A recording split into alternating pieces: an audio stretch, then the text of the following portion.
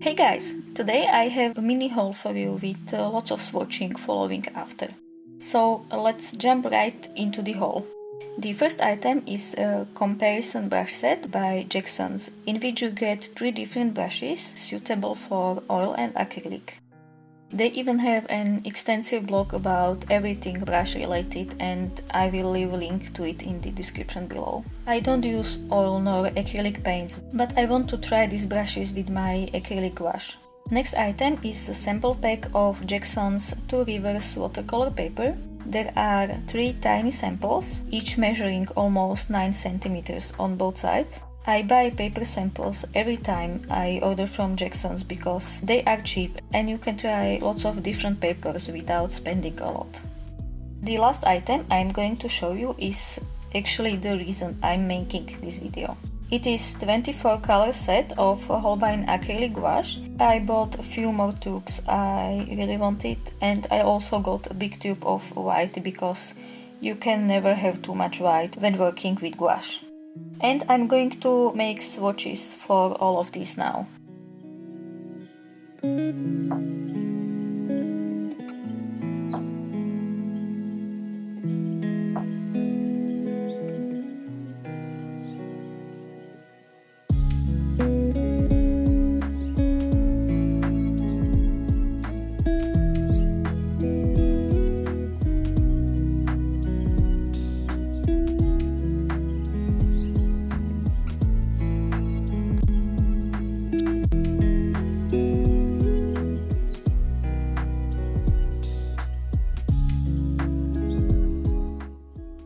I'm using Fabriano Pittura cold press paper for acrylics.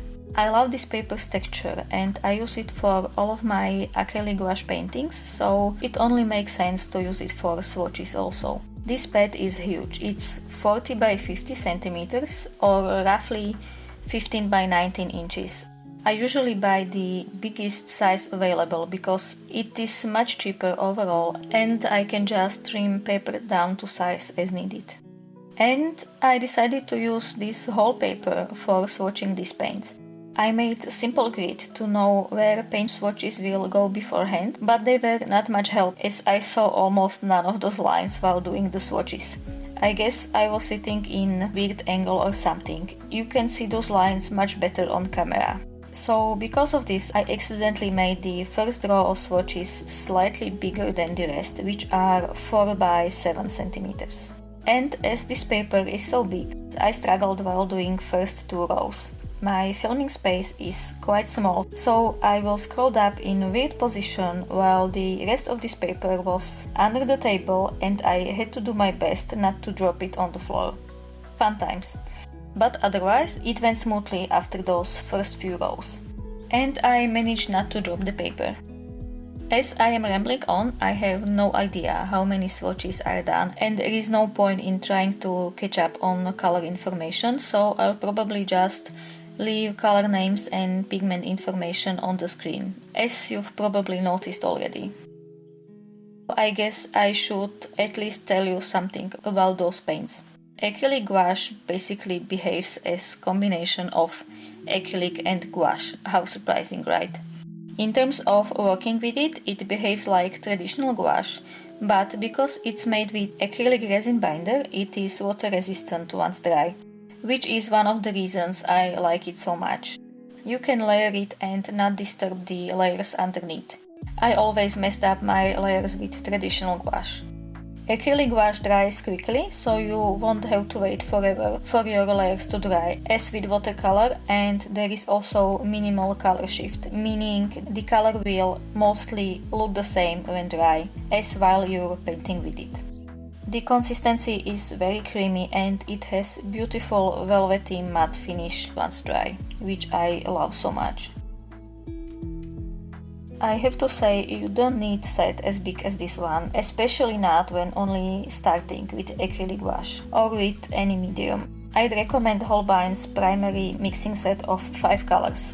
It is the one I started with because I was not sure if I'd like acrylic gouache, and those paints are not cheap as they are professional quality.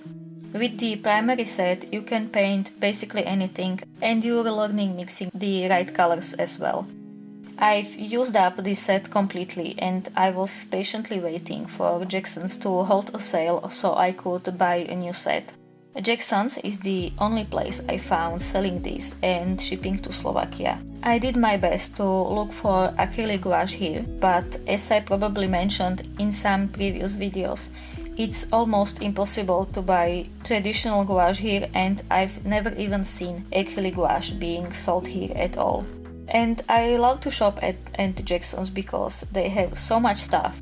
Sometimes it is difficult to decide what to buy and what to leave for future purchases. This is not a sponsored video nor an ad, I just like shopping there and I will leave link in the description if you want to check it out.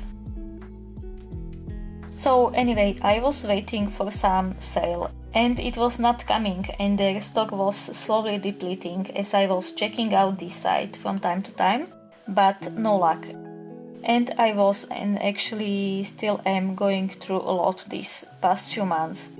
I was kind of giving up on buying this for some time, when a friend just out of nowhere got me a gift card to buy these paints I was longing for so much and to ease my suffering.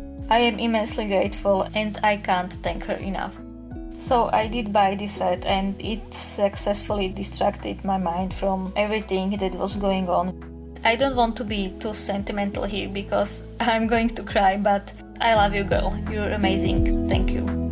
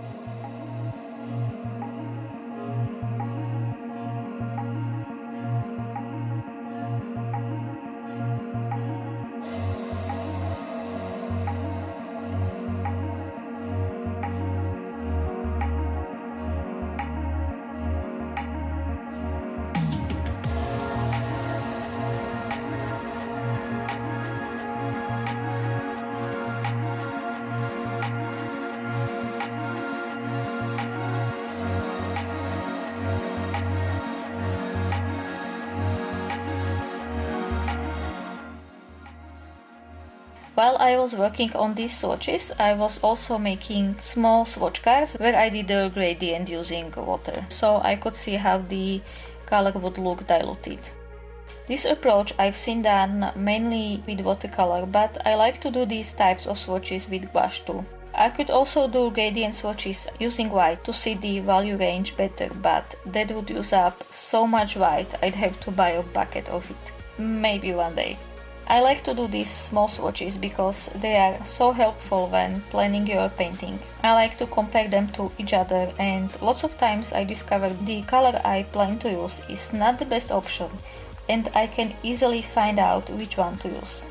So I highly recommend doing this. It's a tedious process, but you only need to do it once. I hope you enjoyed this a bit different type of video. Next week I'll be showing you my painting process with these paints, and you'll see why I love them so much. Hope you're all doing well. See you next time. Bye.